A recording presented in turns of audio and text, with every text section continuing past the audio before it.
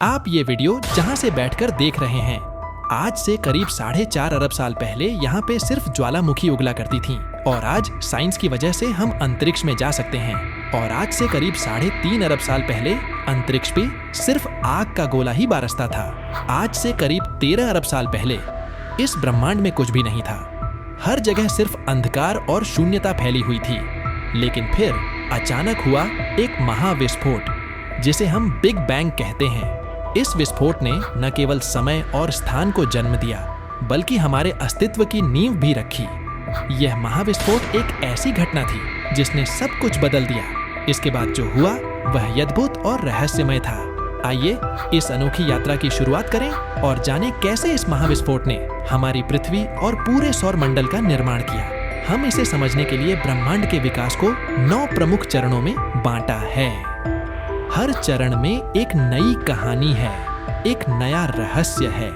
ये चरण हमें बताएंगे कि कैसे ब्रह्मांड का हर कण एक साथ आया और कैसे हमारी पृथ्वी ने जन्म लिया।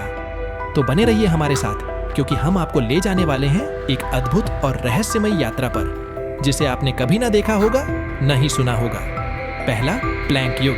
यह समय बिग बैंग के तुरंत बाद का सबसे प्रारंभिक चरण है, जब ब्रह्मांड का तापमान और घनत्व अत्यंत अधिक था। इस युग के दौरान गुरुत्वाकर्षण बल के अलावा चारों मौलिक बल, गुरुत्वाकर्षण, विद्युत चुंबकीय, मजबूत और कमजोर न्यूक्लियर बल एकीकृत थे और उनका अलग अलग अस्तित्व नहीं था। यह चरण विज्ञान के लिए अब भी रहस्य बना हुआ है, क्योंकि हमारे पास इसे सीधे समझने के लिए कोई परिकल्पना या प्रयोग नहीं है। दूसरा, ग्रैंड यूनिफिकेशन एरा। इस युग में गुरुत्वाकर्षण बल अलग हो गया और बाकी 3 बल एकीकृत रहे। इस चरण में ब्रह्मांड का आकार बेहद छोटा था और तापमान बेहद उच्च था। यहाँ पर कण और प्रतिकण का निर्माण और विनाश हो रहा था, लेकिन अभी भी कोई स्थिर कण मौजूद नहीं थे। यह तीसरा, इन्फ्लेशनरी इरा। इस युग के दौरान ब्रह्मांड ने अचानक से अत्यधिक तेजी से विस्तार किया, जिसे इन्फ्लेशन कहते हैं। इस अवधि में ब्रह्मांड का आकार अत्यधिक बढ़ गया और ऊर्जा घनत्व में भी कमी आई। इस विस्तार के बाद ब्रह्मांड की संरचना का आधार तैयार हुआ, जिसके बाद आकाश गंगाओं और तारों का निर्माण हुआ। चौथा, इलेक्ट्रोविक इरा। इस युग में मजबूत न्यूक्लियर बल और विद्युत चुंबकीय बल अलग हो गए। इस समय कण और प्रतिकण की मात्रा में थोड़ा असंतुलन आया, जिससे पदार्थ की मात्रा अधिक हो गई और प्रतिकणों का विनाश हुआ। इसके बाद ब्रह्मांड में क्वार्क्स, इलेक्ट्रॉन्स, न्यूट्रिनोस और फोटॉन्स का जन्म हुआ। पांचवां, क्वार्क इरा। इस चरण में ब्रह्मांड के तापमान में थोड़ी कमी आई और क्वार्क्स और ग्लूनन्स ने एक साथ मिलकर प्रोटॉन्स और न्यूट्रॉन्स का निर्माण किया। यहाँ पर क्वार्क्स ने 3-3 के समूह में मिलकर स्थिर प्रोटॉन्स और न्यूट्रॉन्स का निर्माण किया। प्रोटॉन्स और न्यूट्रॉन्स ने बाद में नाभिक बनाने के लिए आपस में मिलना शुरू किया। 6. हेड्रॉन इरा। इस युग में ब्रह्मांड का तापमान इतना ठंडा हो गया कि क्वार्क्स ने हेड्रॉन्स का निर्माण किया, जो प्रोटॉन्स और न्यूट्रॉन्स में शामिल हो गया। इस समय तक अधिकांश हेड्रॉन्स और प्रतिहेड्रॉन्स आपस में टकराकर नष्ट हो गए थे और बची हुई सामग्री से ब्रह्मांड की नींव रखने वाली थी। 7वां, न्यूक्लियोसिंथेसिस इरा। इस युग में ब्रह्मांड का तापमान इतना ठंडा हो गया कि प्रोटॉन्स और न्यूट्रॉन्स ने मिलकर हल्के नाभिक जैसे कि ड्यूटेरियम, हाइड्रोजन का एक प्रकार, हीलियम और थोड़ी मात्रा में लिथियम का निर्माण किया। इस प्रक्रिया को प्रारंभिक न्यूक्लियोसिंथेसिस कहा जाता है और इसी के परिणाम स्वरूप ब्रह्मांड में आज भी मौजूद अधिकांश हाइड्रोजन और हीलियम के कण बने हुए हैं। 8वां, फोटॉन इरा। 3 मिनट से 3,80,000 साल तक। इस युग में ब्रह्मांड का तापमान इतना ठंडा हो गया कि इलेक्ट्रॉन्स और नाभिक मिलकर स्थिर परमाणु बनाने लगे। इस युग के अंत में ब्रह्मांड का तापमान इतना कम हो गया कि फोटॉन्स ने मुक्त होकर प्रकाश के रूप में फैलना शुरू कर दिया। यह घटना रिकॉम्बिनेशन के रूप में जानी जाती है। इस प्रक्रिया के बाद ब्रह्मांड ने प्रकाश का उत्सर्जन किया, जिसे आज हम कॉस्मिक माइक्रोवेव बैकग्राउंड यानी कि CMB के रूप में देखते हैं। 9वां, डार्क एज और संरचना निर्माण।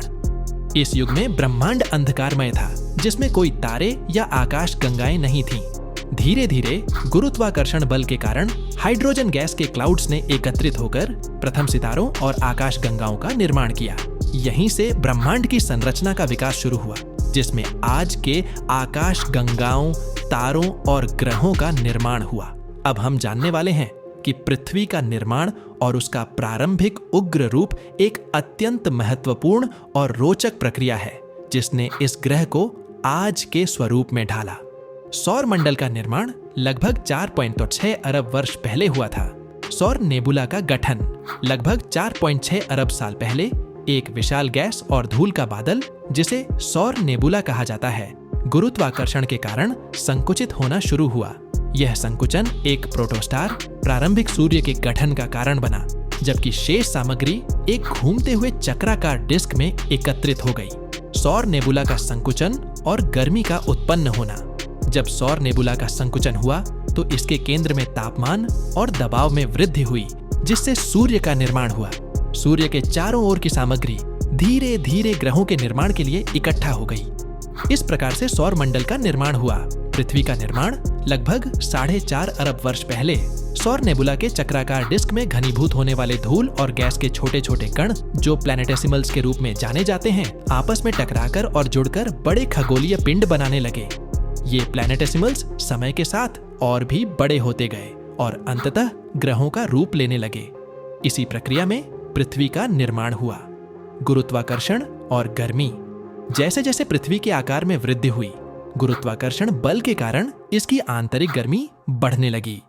पृथ्वी के अंदर होने वाली रेडियोधर्मी क्षय, रेडियो एक्टिव डिके और लगातार प्लैनेटेसिमल्स के टकराने से उत्पन्न ऊष्मा ने इसे एक गर्म, पिघले हुए गोले में बदल दिया। प्रारंभिक पृथ्वी का उग्र रूप, लावा और ज्वालामुखीय गतिविधि। प्रारंभिक पृथ्वी अत्यधिक गर्म और पिघली हुई थी, जिसके कारण इसकी सतह पर निरंतर ज्वालामुखीय विस्फोट होते थे। लावा की धाराएं पृथ्वी की सतह पर फैलती रहती थीं, जिससे पृथ्वी एक उग्र अग्नि का गोला प्रतीत होती थी। मूलभूत परतों का निर्माण।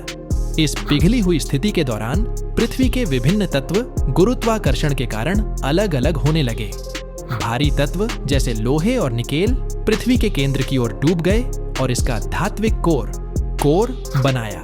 हल्के तत्व जैसे सिलिकॉन और ऑक्सीजन ऊपर की ओर आ गए और पृथ्वी की क्रस्ट और मैंटल का निर्माण किया। चंद्रमा का निर्माण लगभग 4.5 अरब वर्ष पहले। विशाल टक्कर सिद्धांत, जायंट इंपैक्ट हाइपोथेसिस। माना जाता है कि पृथ्वी के निर्माण के कुछ समय बाद मंगल ग्रह के आकार का एक खगोलीय पिंड, जिसे थिया कहा जाता है, पृथ्वी से टकराया। इस टक्कर से निकलने वाले मलबे ने पृथ्वी के चारों ओर एक डिस्क बनाई, जो बाद में संगठित होकर चंद्रमा का निर्माण हुआ। इस टक्कर ने पृथ्वी को और भी अधिक गर्म कर दिया, जिससे उसकी पिघली हुई सतह और भी अस्थिर हो गई। 5. पृथ्वी का ठंडा होना और ठोस सतह का निर्माण लगभग 4 अरब वर्ष पहले। ठंडा होना। समय के साथ पृथ्वी ने धीरे धीरे अपनी ऊष्मा को अंतरिक्ष में विकीर्ण करना शुरू किया, जिससे उसकी सतह ठंडी होने लगी। ठंडा होने की प्रक्रिया के दौरान पृथ्वी की बाहरी परत ठोस होने लगी, जिससे प्रारंभिक क्रस्ट का निर्माण हुआ। जल वाष्प और महासागरों का निर्माण। जैसे जैसे पृथ्वी ठंडी होती गई, ज्वालामुखियों द्वारा वायुमंडल में छोड़ी गई जल वाष्प संघनित होकर बारिश के रूप में गिरने लगी। यह बारिश लाखों वर्षों तक जारी रही, जिसने प्रारंभिक महासागरों को भर दिया। 6वां, पृथ्वी की प्रारंभिक स्थिति आग का गोला। प्रारंभिक पृथ्वी वास्तव में एक उग्र, पिघली हुई आग का गोला थी, जिसमें लगातार ज्वालामुखीय विस्फोट होते थे और सतह पर लावा बहता था। इस समय पृथ्वी की सतह पर कोई ठोस भूमि नहीं थी, केवल पिघला हुआ पदार्थ और गर्म गैसें थीं। गुरुत्वाकर्षण, गर्मी और टक्करों का प्रभाव। पृथ्वी के निर्माण के प्रारंभिक चरण में लगातार टक्करों, गुरुत्वाकर्षण बल और आंतरिक रेडियोधर्मी प्रक्रियाओं के कारण अत्यधिक गर्मी उत्पन्न हुई। यही गर्मी पृथ्वी को पिघलाए रखी और उसे एक उग्र गोले के रूप में बनाए रखा। इस स्थिति से गुजरने के बाद ही पृथ्वी ठंडी होने लगी और जीवन के अनुकूल परिस्थितियां विकसित हुई। इसी प्रक्रिया ने पृथ्वी को एक ठोस, स्थिर ग्रह के रूप में विकसित किया, जिस पर आज हम रहते हैं। लगभग 4-5 अरब साल पहले जब पृथ्वी का निर्माण हुआ, तब यह एक उग्र और पिघली हुई चट्टान का गोला था। चारों ओर सिर्फ आग और धुआं था, लेकिन इस उग्र स्थिति में भी एक अनूठी यात्रा की शुरुआत हो चुकी थी, जिसने पृथ्वी को जीवन संपन्न ग्रह बना दिया। समय के साथ पृथ्वी ठंडी होने लगी और ज्वालामुखीय गतिविधियों से निकली जल वाष्प बारिश के रूप में गिरने लगी। इसने महासागरों का निर्माण किया, जो जीवन की शुरुआत के लिए सबसे महत्वपूर्ण थे। लेकिन क्या पानी ही जीवन की शुरुआत के लिए पर्याप्त था? आइए इसे गहराई से समझते हैं। वैज्ञानिक मानते हैं कि प्रारंभिक महासागरों में विभिन्न रासायनिक पदार्थ मौजूद थे। इन पदार्थों के बीच रासायनिक प्रतिक्रियाएं हो रही थीं और धीरे धीरे ये प्रतिक्रियाएं जीवन के मूलभूत अणुओं जैसे अमीनो एसिड और न्यूक्लिक एसिड को जन्म देने लगीं। इस चरण को प्राइमर्डियल सूप कहा जाता है। ये अमीनो एसिड और न्यूक्लिक एसिड जीवन के मूलभूत अणु थे, जिन्होंने बाद में जीवन के पहले रूपों को जन्म दिया।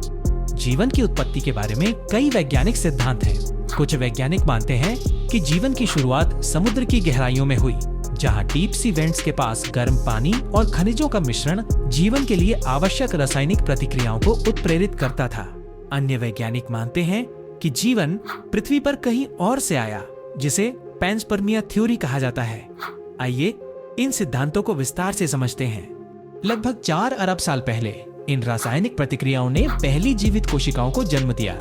ये कोशिकाएं जीवन के पहले रूप थे, सूक्ष्म जीवाणु, जिन्होंने पृथ्वी की सतह पर जीवन की पहली किरणें बिखेरी। ये सूक्ष्म जीवाणु स्वयं को पुनरुत्पन्न करने में सक्षम थे और धीरे धीरे इन्होंने विविधता उत्पन्न की। जीवन का यह पहला चरण अब भी एक रहस्य बना हुआ है, लेकिन यह स्पष्ट है कि इसी ने बाद के सभी जीवों की नींव रखी। सूक्ष्म जीवाणुओं से शुरू हुआ यह सफर विकास के एक नए चरण में प्रवेश करता है। धीरे धीरे ये सरल जीवाणु अधिक जटिल और बहुकोशीय जीवों में विकसित हुए। इसने जीवन के नए रूपों को जन्म दिया, जैसे पौधे, जानवर और अन्य जीव। समय के साथ पृथ्वी पर जीवन की विविधता बढ़ने लगी। समुद्रों में मछलियां, धरती पर पेड़ पौधे और हवा में उड़ते पक्षी, ये सभी जीवन के विकास की अद्भुत कहानियां हुए हैं। लगभग 2.4 अरब साल पहले साइनोबैक्टीरिया नामक सूक्ष्म जीवाणुओं ने एक महत्वपूर्ण बदलाव की शुरुआत की। ये जीवाणु प्रकाश संश्लेषण के माध्यम से ऑक्सीजन उत्पन्न करने लगे, जिसने धीरे धीरे पृथ्वी के वातावरण को बदल दिया। यह घटना, जिसे ग्रेट ऑक्सीजनेशन इवेंट कहा जाता है, जीवन के लिए एक महत्वपूर्ण मोड़ था। ऑक्सीजन के स्तर में वृद्धि ने जटिल जीवन के विकास के लिए मार्ग प्रशस्त किया और पृथ्वी के वातावरण को आज जैसा बना दिया। उन ऑक्सीजन की उपस्थिति ने पृथ्वी पर जटिल जीवों के विकास को प्रेरित किया। महासागरों से निकलकर जीवन धरती पर फैलने लगा। प्रारंभिक पौधों ने हवा में ऑक्सीजन की मात्रा को और बढ़ा दिया, जिससे अन्य जटिल जीवों के लिए अनुकूल वातावरण बना। इस समय के दौरान जीवन ने विविधता की एक नई ऊंचाई को छुआ। पेड़ पौधे, कीड़े और बड़े प्राणी सभी पृथ्वी पर जीवन की अद्भुत यात्रा के गवाह बने। लगभग 54 करोड़ साल पहले पृथ्वी पर जीवन में एक विस्फोटक बदलाव आया, जिसे कैम्ब्रियन विस्फोट कहा जाता है। इस काल में जीवन के विभिन्न रूपों ने एक अद्भुत विविधता प्रदर्शित की। जलीय जीवों की नई प्रजातियां विकसित हुईं और पृथ्वी पर जीवन का स्वरूप हमेशा के लिए बदल गया। कैम्ब्रियन विस्फोट ने पृथ्वी पर जीवन की जटिलता और विविधता को एक नई दिशा दी और यह काल जीवन के नए रूपों के उदय का साक्षी बना। इस प्रकार से पृथ्वी का जन्म हुआ और पृथ्वी का पहला जीवन एक जीवाणु था, जो आगे चलकर हमारी नींव रखने वाली थी। इस वीडियो में इतना ही। अगर आप कांगो जंगल के खौफनाक मंजर को नहीं जानते तो इस वीडियो में क्लिक करो। मैं आपसे वहीं मिलूंगा। बाय।